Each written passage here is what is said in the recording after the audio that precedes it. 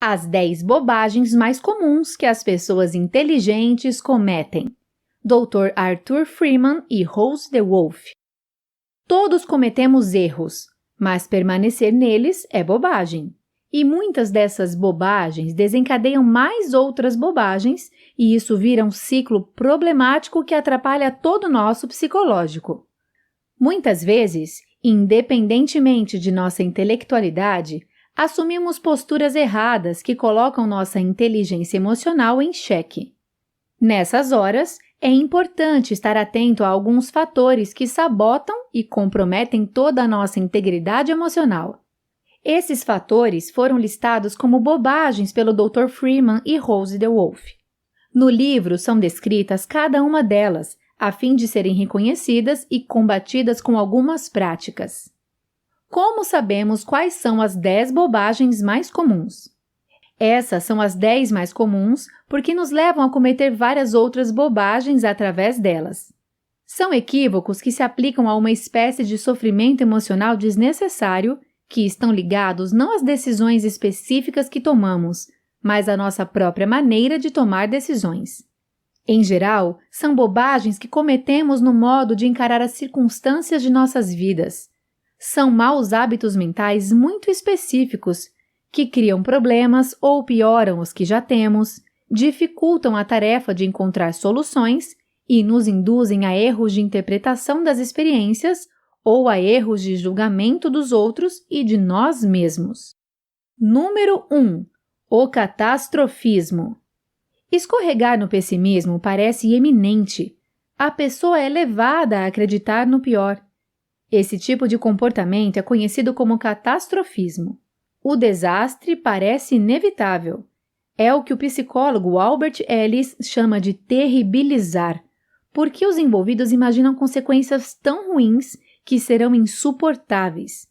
Qualquer que seja o nome, porém, é uma cilada em que é fácil cair.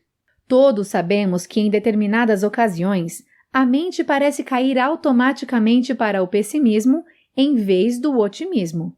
A expressão mau pressentimento é uma descrição perfeita da reação de alguém em que seu chefe quer ver em sua sala dentro de 20 minutos.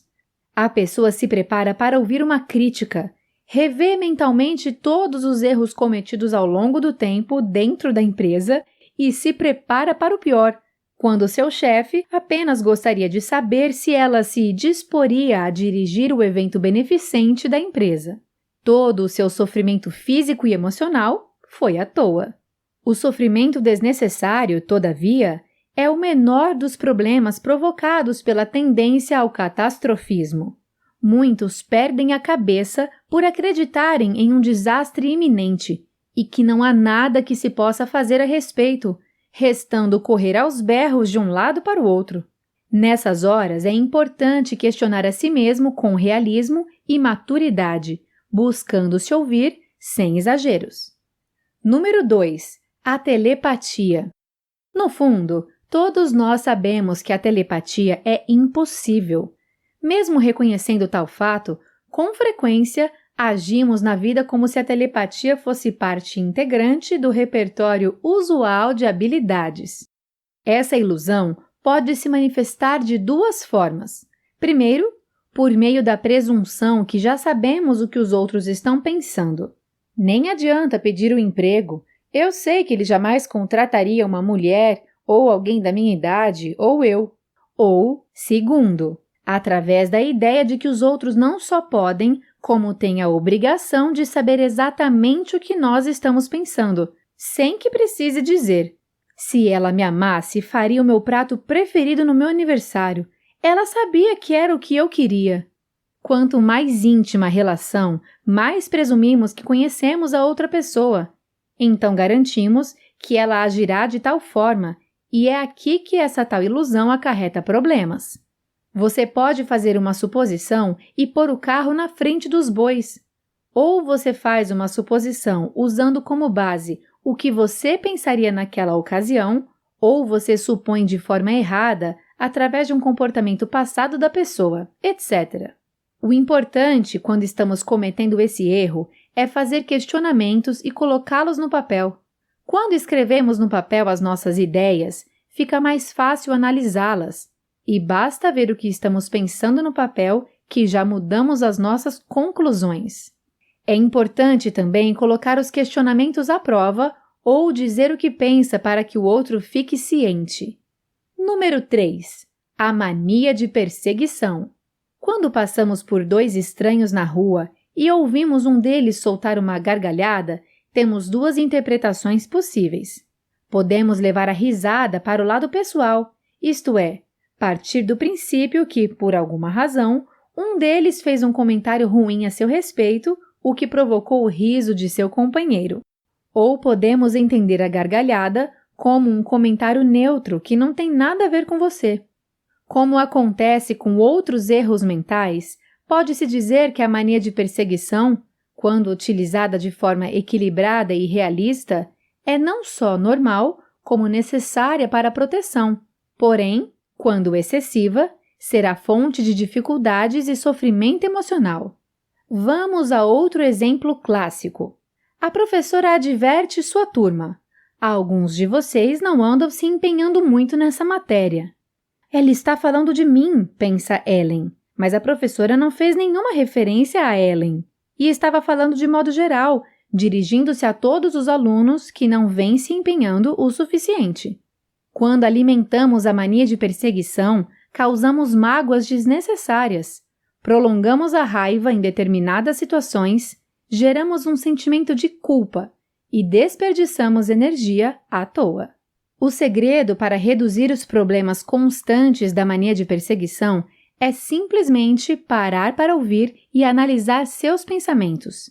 Mas, caso se sentir agredido e for agredido de fato, às vezes é merecido reagir, às vezes não. E isso é uma boa oportunidade de desenvolver algumas reações possíveis de forma positiva. Número 4. Acreditar em tudo que seu assessor de imprensa diz. É fácil fazer o que os assessores de imprensa fazem. Focalizar nosso discurso exclusivamente no que é positivo a nosso respeito, ignorando o resto. Mas um pensamento positivo em excesso pode ser nocivo. Podemos ter essa positividade nociva de diversas formas, acreditando que podemos ser bons em tudo, que não teremos responsabilidade pelos nossos atos, nos prendendo às estratégias que não estão funcionando mais, ou então, pelo grande sucesso, termos a tentação de repousar em nossa antiga conquista. Quando realizamos algo que conta com reconhecimento alheio, é fácil acreditar que não precisamos mais demonstrar nosso valor. O mais importante assessor de imprensa é aquele que carregamos dentro de nós. Temos que tomar cuidado, pois nosso ego fala mais alto. É importante contrariar seu assessor de imprensa. Estar atento ao que ele propõe e fala a seu respeito é fundamental. Se não quer ser enganado, não se engane e nem se deixe enganar. Número 5. Levar as críticas muito a sério ou inventá-las. Muita gente, sem dúvida, vai dizer que o excesso de autoconfiança é um mal. Mas o mais comum é ser o crítico de si mesmo e se sentir um fracassado. Nem mesmo a experiência do sucesso é capaz de afastar os críticos, podendo levar ao que se costuma chamar de fenômeno do impostor, que nada mais é que o indivíduo bem-sucedido em questão acreditar que seu sucesso não é justificado.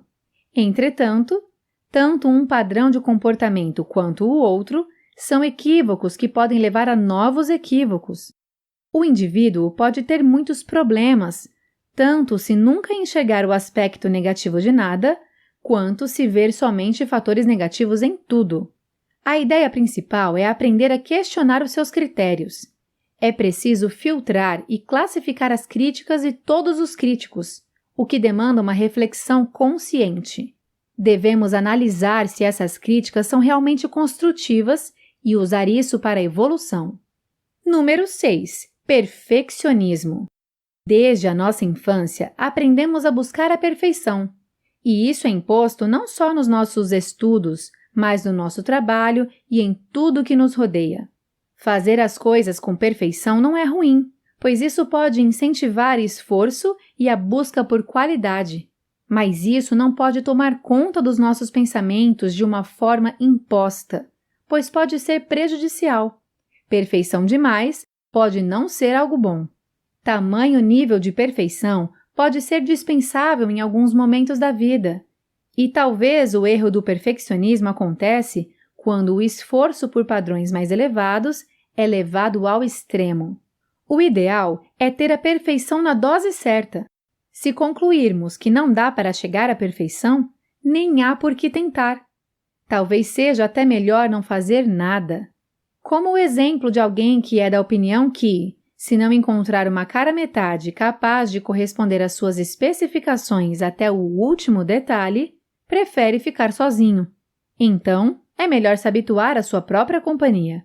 Se você acha que tem de ser perfeito em tudo aquilo que fizer, pode perder o seu tempo com detalhes, quando suas energias poderiam ser investidas de maneira mais sábia. Aprenda a ser flexível consigo mesmo e com as pessoas. Número 7. Mania de comparação. É difícil imaginar como poderíamos funcionar sem jamais fazer comparações, porque elas servem de pontos de referência, como meios de instaurar a ordem em meio ao caos. Ninguém vive uma vida abstrata. Todos precisamos avaliar as situações com que nos deparamos. As comparações nos permitem contextualizar as coisas. Muitas escolhas, como qual emprego ficar, que funcionário contratar, que carro comprar, que candidato deve ser eleito, são feitas depois de compararmos duas ou mais possibilidades. As comparações nos permitem não só efetuar escolhas, como também solucionar problemas. No entanto, às vezes não só poderíamos, como deveríamos, não cair em determinadas comparações. Justamente nas comparações em que mais precisamos de ajuda, ficamos mais desamparados.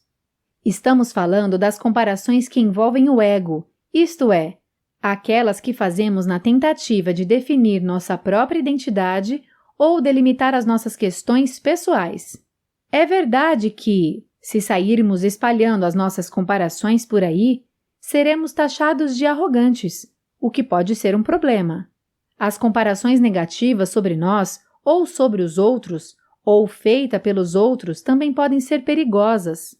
Nunca serei tão bom como Leslie, então não adianta tentar nada. Não tenho o que tal pessoa tem, portanto, sou um fracasso, por exemplo. A pergunta que devemos fazer é se, ao fazermos nossas comparações, costumamos ressaltar todos os aspectos positivos do outro lado e ignorar o que há de positivo no nosso? Ou enumeramos de maneira justa os aspectos negativos dos dois lados da comparação? Pense melhor. Número 8. Pensamento condicional. E se? Isso representa um pensamento hipotético. Preocupar-se com coisas que não existem ou são improváveis. Ameaças irreais que prejudicam a nossa saúde e felicidade. Podem ser também condicionais, serem ameaças reais, mas gerando uma preocupação em tal medida que acaba restringindo a nossa capacidade de lidar com elas, em vez de ampliar a nossa capacidade de reação. Devemos questionar o "e se?". Do mesmo modo que somos capazes de nos convencer a nos preocuparmos mais, podemos nos persuadir a nos preocupar menos. Tudo começa a se colocar as hipóteses em dúvida, mas caso não conseguirmos eliminar as preocupações, podemos interromper os pensamentos lançando mão de uma distração. Número 9. Deve ser assim. Usar o verbo dever pode ser um grande erro. Para a maior parte das pessoas, deve ser difícil acreditar nisso. Afinal, sempre dizemos, eu devia fazer isso, eu não devo fazer aquilo, ou eu sei que devia me sentir assim em relação a isto. Estamos simplesmente nos referindo a todos os comportamentos e sentimentos que aprendemos a considerar corretos, adequados e os únicos aceitáveis. Assim, acabamos usando a palavra dever para designar a diferença entre o certo e o errado. Por incrível que pareça, essa palavrinha tão usada possui um grande potencial para causar problemas. E o problema está no significado que a maioria de nós associa a esse verbo. Para uma mudança de pensamento, precisamos deixar algumas crenças sem fundamentos e certas coisas de lado. Nem tudo que você pensa que deve fazer realmente deve ser feito. Nem tudo que você pensa que deve ser é de fato um dever. Nem sempre o certo a se fazer é conforme o que você aprendeu. A partir daí, é importante lidar com a culpa que pode surgir com os deveres rompidos. Número 10. Vício. Sim, mas... Quando dizemos sim, mas, para nós mesmos, estamos nos dizendo que não temos condições de fazer aquilo que queremos. Reconhecemos que desejamos algo e que, muito provavelmente, temos potencial para obtê-lo. Mas então, nós negamos aquilo que queremos antes que mais alguém tenha a chance de fazê-lo pela gente. Os adeptos do sim, mas tendem a procrastinar. Para modificar essa tendência, é necessário, antes de mais nada, ter consciência da frequência que esses pensamentos vêm à cabeça.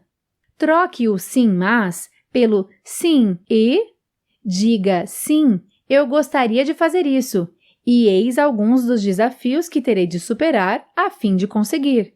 Isso é uma disposição para somar em vez de diminuir.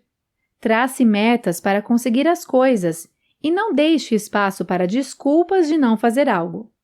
Como usar a terapia para combater bobagens? Todos os erros mentais citados acima podem ser combatidos por técnicas da terapia cognitiva. Essas técnicas têm sucesso comprovado com extremos emocionais, como em pessoas com depressão e que não conseguem levantar da cama, ou ansiosas a ponto de sofrer ataques de pânico, literalmente de tirar o fôlego. Mas tem sucesso igualmente no tratamento em ajudar as pessoas a evitar aqueles erros emocionais comuns, cotidianos, que enredam e atrapalham mesmo os melhores de nós.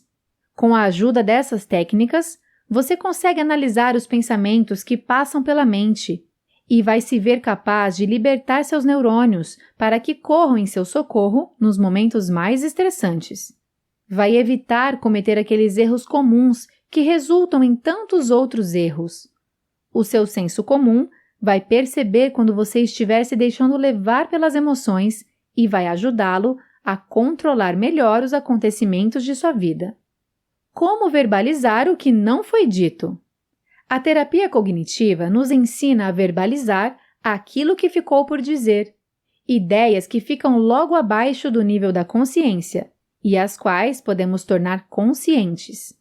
Se não temos a consciência de todos os pensamentos que nos passam pela cabeça, provavelmente é porque são ideias que aparecem sempre. A maioria das pessoas pensam em hábitos exclusivamente em termos de atos. Existem hábitos positivos, como escovar os dentes, e os maus hábitos, como roer as unhas. Na verdade, pode haver bons e maus hábitos de pensamentos. O hábito de agir e os de pensar têm em comum o fato de se darem automaticamente. Em situações normais, não necessitamos de nenhum planejamento e concentração especial para enfiar a chave na fechadura e entrar em casa. A gente faz automaticamente pela força do hábito. O cérebro está envolvido, mas atua em segundo plano. Hábitos de pensar que desenvolvemos sofrem uma imensa influência do que os psicólogos chamam de nossos paradigmas individuais, as maneiras básicas como organizamos as informações recebidas. Adquirimos nossos próprios paradigmas particulares por meio da incorporação de algumas ou todas as regras de vida que nos são ensinadas em casa ou na escola, que aprendemos da religião ou dos amigos. Cada um desses paradigmas é como um par de óculos por meio do qual enxergamos o mundo. Se esses óculos têm lentes roxas, vamos enxergar o mundo em tons arroxeados. Do mesmo modo, quem vê o mundo através das lentes da dependência e do desamparo vai acreditar que é perigoso discordar de quem quer que seja, que é perigoso reclamar e é importante ser aprovado por todos. São os paradigmas particulares de cada uma das pessoas que veem o mundo de forma única e que explicam por que uns são mais afetados que os outros por alguns dos 10 erros mentais mais comuns. Um exemplo: o paradigma de alguém lhe informa que o mundo é um lugar perigoso. Logo, para sobreviver, é preciso ser extremamente cauteloso. Provavelmente, essa pessoa vai pensar por hábito de maneira catastrofista ou à base de "e se?". Se o paradigma de outro lhe diz que a coisa mais importante do mundo é ser admirado pelos demais, seus hábitos mentais talvez incluam a mania de comparação e tende a acreditar nos críticos ou no seu assessor de imprensa. Crescemos acreditando que o nosso paradigma específico é o jeito que as coisas são e tendemos a não o questionar. Mas acredite, só porque nós ou outras pessoas acreditam em determinada coisa, não significa que seja verdade. Assim, analisando seus hábitos de pensar, você pode preferir trocar de lentes e olhar o mundo de um jeito novo. Novos hábitos de pensar. A moral dessa história é a seguinte: é possível quebrar hábitos prejudiciais. É possível quebrar um hábito ruim de pensar, da mesma forma que podemos quebrar um mau hábito de agir. E é possível desenvolver novos hábitos que sejam saudáveis e práticos para cada um, tanto nas ações quanto nos pensamentos. Insights. Ficar preso em bobagens acarreta sofrimento emocional. O pessimismo não é uma percepção correta das coisas. É importante questionar a si mesmo com realismo e maturidade, buscando se ouvir sem exageros. É tão nocivo ver apenas coisas positivas quanto ver apenas coisas negativas em nós mesmos. É essencial traçar metas para conseguir as coisas e não deixar espaço para desculpas que nos impeçam de fazer algo. Neste livro você aprendeu que muitas bobagens que cometemos é por falta de raciocinar, é por impulso, pelo hábito de não pôr os pensamentos à prova quando necessário. Bobagem é dar ouvidos às coisas pequenas ou aumentá-las de uma forma que cause perturbação extrema. É dar ouvidos a coisas que não existem, nos paralisar e prejudicar. A chave para superar todas essas bobagens é se autoavaliar, se questionar sobre atos, pensamentos e até crenças erradas que carregamos. Ter uma mente madura implica colocar em prática todas essas estratégias para não cair mais nessa cilada de bobagens.